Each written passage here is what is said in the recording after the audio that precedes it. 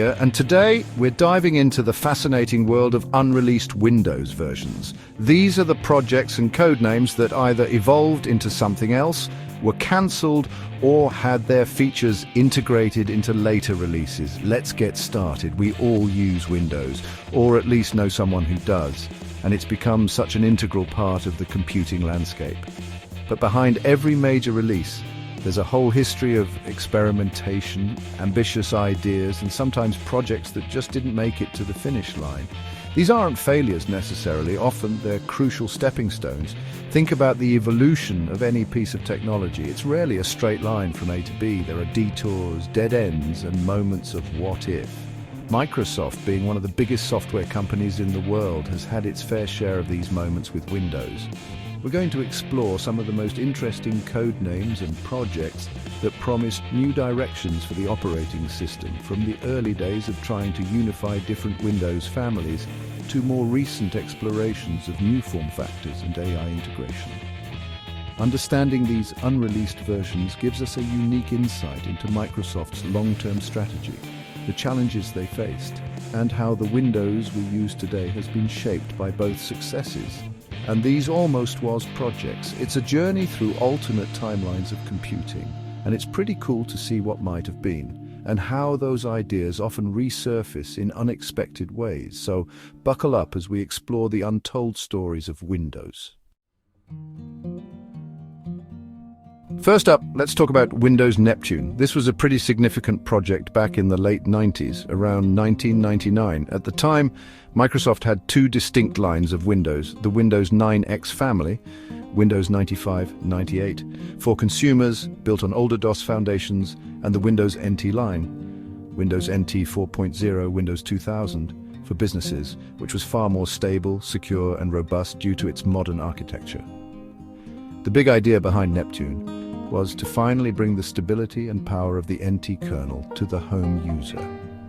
This was a major goal, as anyone who remembers the infamous blue screen of death on Windows 9X systems can attest. Neptune was envisioned as the direct successor to Windows ME, Millennium Edition, which itself was the last of the 9X line. The plan was to create a user-friendly interface on top of the NT core, offering consumers the best of both worlds: ease of use and rock-solid performance. Microsoft was experimenting with new UI concepts for Neptune, including something called activity centers. These were task-based interfaces designed to simplify common user activities like managing photos, music, or communications. Think of them as early attempts to make the OS more intuitive and less about navigating complex file systems. The development of Neptune, under codename Triton for a while, progressed to a point where some early builds were leaked, giving enthusiasts a glimpse of what Microsoft was working on. These builds showcased a new login screen, some elements of the Activity Center concept, and the underlying NT architecture. It was clear that Microsoft was serious about this transition. However, the consumer market had different needs and expectations than the enterprise market, particularly around legacy hardware and software compatibility, which was a strong point for the 9X series, despite its instability. Meanwhile, another project was underway at Microsoft, codenamed Odyssey. This was intended to be the successor to Windows 2000, targeting the business and professional market. So you had Neptune aiming for consumers with an NT base and Odyssey aiming for businesses, also on an NT base. It became increasingly clear that maintaining two separate NT-based operating systems with significant overlap in core technology but different target audiences and feature sets might not be the most efficient approach. This realization led to a pivotal decision. Microsoft chose to merge the Neptune and Odyssey projects. The goal was to create a single unified operating system codebase that could serve both consumer and business users, with different editions catering to specific needs. This merged project was codenamed Whistler, and it would eventually be released to the world as Windows XP in 2001. So while Neptune itself never saw a commercial release, its core mission to bring the NT kernel to consumers was a fundamental part of what made Windows XP so successful and transformative. Windows XP became one of the most beloved and long-lasting versions of Windows, and a huge part of that was its foundation on the NT kernel, a legacy directly inherited from the ambitions of Neptune. The dream of a stable, modern Windows for everyone which Neptune was supposed to fulfill, was ultimately realized through Whistler. It marked the end of the 9X era and set the stage for all future consumer versions of Windows being built on the more robust NT architecture, a direct lineage from the work done on Neptune.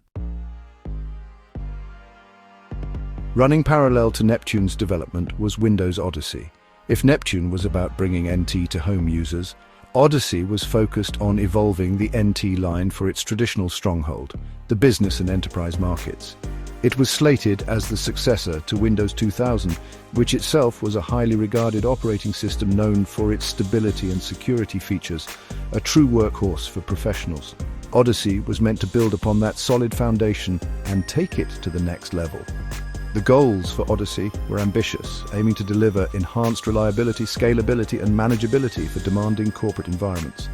Windows 2000 had already made significant strides in these areas, but technology doesn't stand still, and Microsoft was looking ahead.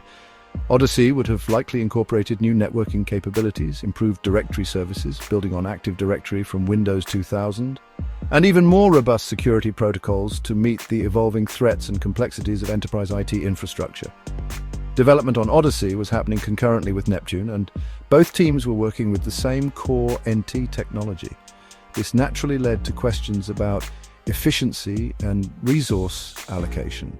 Why have two separate teams essentially building different flavors of the same underlying OS? While their target markets were distinct consumer versus business, the fundamental architecture they were leveraging was converging. This overlap was a key factor in the strategic decisions that followed. The key features and specific innovations planned for Odyssey aren't as widely documented or leaked as some other unreleased versions, partly because its development was more internally focused on enterprise needs. However, it's safe to assume it would have pushed the boundaries of what Windows 2000 offered, perhaps with better support for high-performance computing, more granular administrative controls, and advancements in areas like clustering and server capabilities, as Windows 2000 had different server editions. As mentioned with Neptune, the strategic decision was made to merge Odyssey with its consumer-focused counterpart. This wasn't about abandoning the goals of Odyssey, but rather about consolidating efforts to create a more versatile and powerful platform. The resulting project, Whistler, which became Windows XP, aimed to serve both markets. Windows XP Professional, for instance, carried forward many of the enterprise-grade features and security that would have been central to Odyssey. So while Windows Odyssey as a standalone product never launched, its DNA was undeniably a crucial component of Windows XP Professional. The robustness, security, and manageability that made XP Pro a staple in businesses for so many years owed a significant debt to the groundwork laid by the Odyssey team. The merger ensured that the advancements planned for the business sector were integrated into the mainstream Windows platform, benefiting a wider range of users and setting a new standard for what a modern operating system could be. After the massive success of Windows XP, Microsoft set its sights on an incredibly ambitious successor, codenamed Windows Longhorn. This wasn't just meant to be an incremental update. Longhorn was envisioned as a revolutionary leap forward for the Windows platform. The initial buzz around it, starting in the early 2000s, was immense, promising a radical new user experience and powerful underlying technologies. It was supposed to redefine how we interacted with our computers and managed our data. Longhorn was famously built around three key pillars of innovation. The first was Aero, a brand new graphical user interface that promised rich visual effects, animations, and transparency, a far cry from the relatively static look of XP.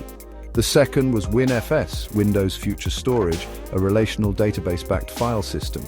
The idea was that WinFS would allow for much more powerful and flexible ways to organize, search, and relate data, moving beyond simple folders and files. Imagine searching for photos of my family taken last summer in Paris and getting instant, accurate results. The third pillar was Indigo, later Windows Communication Foundation, or WCF, a new communications subsystem designed to make it easier for applications to talk to each other, whether on the same machine or across a network. Alongside these, there was also Avalon, later Windows Presentation Foundation, or WPF, the new graphics subsystem that would power Aero and enable developers to create visually stunning applications. The scope was massive and the promises were groundbreaking. Early demos showcased futuristic interfaces and powerful data management capabilities. However, the sheer ambition of Longhorn became its Achilles heel. Integrating these complex, cutting-edge technologies simultaneously proved to be an enormous challenge. WinFS, in particular, was a monumental undertaking and faced significant performance and compatibility hurdles. The development process became bogged down, feature creep was rampant, and deadlines slipped repeatedly. The codebase reportedly became incredibly complex and unstable, making progress slow and frustrating for the engineers involved. By 2004, it became clear that the original vision for Longhorn in its entirety was not achievable in a reasonable time frame. Microsoft made the difficult decision to reset the Longhorn project. This meant largely abandoning the existing codebase and starting afresh, building upon the more stable Windows Server 2003 codebase. Many of the most ambitious features, including WinFS as a core OS component, were either scrapped entirely or significantly scaled back for the initial release. The focus shifted to delivering a more achievable set of improvements. This reset version of Longhorn eventually became Windows Vista, released in late 2006 for businesses and early 2007 for consumers. While Vista did introduce the Aero interface and some other advancements, it was a shadow of the original Longhorn dream. It also faced its own set of criticisms regarding performance, compatibility, and user account control. Yet the Longhorn saga is a fascinating look at the tension between grand vision and practical execution. And many of its ideas, though delayed, did influence future Windows versions and developer technologies. Even as Windows XP, codenamed Whistler, was being finalized and Longhorn was in its early ambitious stages, Microsoft was already looking further ahead. The codename designated for the operating system intended to follow Longhorn was Blackcomb. Think of it as the next major architectural leap, planned for much later in the decade. Initially, Blackcomb was envisioned as a truly revolutionary OS, perhaps incorporating even more advanced data management and AI-like capabilities than what Longhorn was initially promising. Blackcomb was often mentioned in the same breath as Longhorn in Microsoft's long-term roadmap presentations in the early 2000s. While Longhorn was supposed to be the more immediate successor to XP, Blackcomb was the more distant, almost mythical release that would bring about even more profound changes. The details were always vague, as is common with projects so far out on the horizon, but the implication was that it would fully realize the information at your fingertips vision that had been a recurring theme at Microsoft. However, the troubled development of Longhorn had a significant ripple effect on Blackcomb's timeline and scope. As Longhorn's release date slipped further and further and its feature set was re-evaluated, Blackcomb naturally got pushed back as well. The resources and engineering effort consumed by trying to get Longhorn, which became Vista, out the door, meant that active development on Blackcomb was likely minimal during this period. It remained more of a placeholder for a future major release. Around 2006, as Vista was nearing completion, Microsoft officially changed Blackcomb's codename to Vienna. This renaming often signals a more concrete phase of planning or a shift in focus. However, details about Vienna remained scarce. It was still positioned as the successor to Vista. But the grand revolutionary ambitions that were once associated with Blackcomb seemed to have been tempered by the difficult experience with Longhorn's development. The industry was now more cautious about overly ambitious software projects. Ultimately, both Blackcomb and Vienna as distinct major OS releases were cancelled. The primary reason cited was once again scope creep and the desire to avoid another protracted and problematic development cycle like Longhorn and Vista. Microsoft realized that a more iterative, focused approach was needed. Instead of a massive, feature-packed release years down the line, the company shifted its strategy towards delivering a more refined and polished version of Windows that addressed Vista's shortcomings in a timely manner. This strategic shift led directly to the development of Windows 7. Windows 7 was essentially what Vienna might have been, but with a much tighter focus on performance, stability, and refining the features introduced in Vista, rather than introducing a host of brand new complex technologies. So, while Blackcomb and Vienna never materialized as standalone products, the lessons learned from their planning and the Longhorn experience were instrumental in shaping the highly successful and well-received Windows 7. Way back in the early 1990s, even before Windows 95 changed the consumer landscape, Microsoft was working on a highly ambitious and futuristic project codenamed Windows Cairo.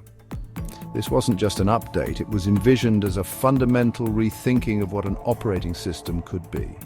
Cairo was deeply intertwined with Bill Gates' vision of information at your fingertips, a concept that aimed to make accessing and managing information seamless and intuitive, regardless of where it was stored or what application created it. At the heart of Cairo was a revolutionary idea for its time, an object-based file system, often referred to as OFS, or Object File System. Unlike traditional hierarchical file systems that store data in discrete files within folders, an OFS would treat everything as objects with properties and relationships. This would allow for incredibly powerful querying and linking of information. For example, you could find all documents related to a specific project authored by a particular person and modified within a certain date range, all without knowing their exact file paths. Beyond the OFS, Cairo was also intended to feature a new user interface shell, designed to leverage these object-oriented capabilities. The goal was to move beyond the desktop metaphor of icons and folders towards a more dynamic and context-aware environment. It was about making the system work for the user, proactively surfacing relevant information and tools. This was a radical departure from the DOS-based Windows of the era and even from the early versions of Windows NT. The technical challenges of building such a system were immense. Creating a stable, performant, and backward-compatible object-based file system from scratch was a monumental task. The concepts were, in many ways, ahead of the hardware capabilities and software development practices of the early to mid-1990s. As development progressed, it became clear that delivering the full Cairo vision as a single monolithic OS release was proving incredibly difficult. While the complete Windows Cairo operating system was ultimately never released, the project wasn't a total loss. Many of the technologies and concepts developed for Cairo found their way into other Microsoft products and later versions of Windows NT. For instance, some of the user interface elements and underlying technologies were integrated into Windows NT 4.0. The distributed computing technologies like DCE-RPC, which were part of Cairo's architecture, also became important components of Windows NT. The ambitious object-based file system, OFS, however, did not make it into a mainstream Windows release in its original envisioned form. Elements of its philosophy can be seen in later technologies like WinFS, which also faced its own challenges with Longhorn, and more broadly in how databases and search technologies have become integral to modern operating systems. Cairo remains a legendary what if in Windows history, a testament to Microsoft's early ambition to fundamentally change how we interact with information. In the mid-1990s, following the blockbuster launch of Windows 95, the Internet was rapidly exploding into public consciousness. Microsoft, recognizing this seismic shift, began to focus intensely on integrating web technologies directly into its flagship operating system. This strategic direction gave rise to a project codenamed Windows Nashville, sometimes informally referred to as Windows 96, which was planned as an update to Windows 95. The core idea behind Nashville was to blur the lines between the local desktop and the World Wide Web. It aimed for a tight integration of Internet Explorer, not just as a bundled browser, but as a fundamental part of the user experience. Imagine your desktop wallpaper being a live web page, or your File Explorer seamlessly browsing both local files and web content.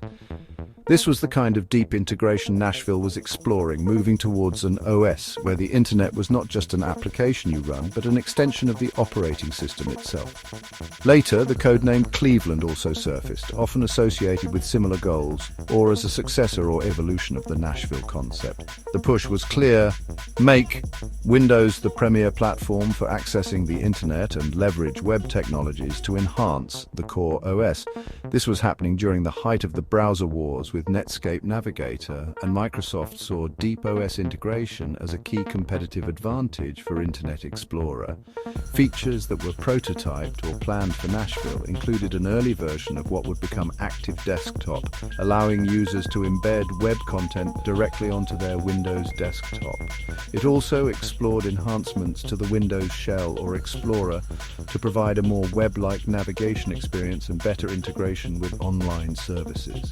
The goal was to make the transition between local and online resources feel completely natural and unified. However, Nashville, as a standalone OS release or a Windows 96, was eventually cancelled. The reasons were likely a combination of factors, including the rapid pace of internet technology development making fixed OS release cycles challenging, and perhaps a strategic decision to deliver these web integration features through a different mechanism. Microsoft was moving very quickly to iterate on Internet Explorer and its related technologies instead of a full OS update. Many of the features and concepts pioneered in the Nashville project were rolled into what became known as the Windows Desktop Update.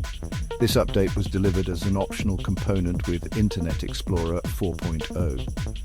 It brought features like Active Desktop, web view in folders, and tighter shell integration to Windows 95 and Windows NT 4.0 users. So while Windows Nashville itself didn't ship, its spirit and key innovations significantly shaped the user experience of Windows in the late 90s, pushing the OS firmly into the Internet age. Jumping much closer to the present day, let's look at Windows 10X. This was a fascinating project announced by Microsoft in 2019, designed primarily for a new generation of dual-screen and foldable PCs, like the company's own Surface Neo concept. The idea was to create a more modern, lightweight, and adaptable version of Windows that could offer a tailored experience for these innovative form factors, moving beyond the traditional desktop metaphor where necessary. Windows 10X wasn't just Windows 10 with a new skin. It was envisioned as a more modular version of Windows, built on a streamlined core known as Windows Core OS, with a focus on security and simplicity. One of its key characteristics was that traditional Win32 desktop applications would run in containers, isolating them from the core OS. This was intended to improve security, reliability, and performance, and also to ensure that legacy apps wouldn't negatively impact the system's responsiveness or battery life on these new, often mobile devices. The user interface of Windows 10X was also redesigned for flexibility. It featured a new simplified start menu called the Launcher that was more touch-friendly and content-focused. The taskbar was adaptive, and the OS was designed to seamlessly transition between different postures on dual-screen devices, for example using apps side by side, spanning an app across both screens, or using one screen as a keyboard or wonderbar for contextual controls. It promised a more fluid and intuitive interaction model. Microsoft initially positioned Windows 10X for dual-screen devices. But in 2020, they announced a Pivot 10X would first come to single-screen laptops, aiming to provide a simplified, cloud-connected experience, potentially as a Chrome OS competitor.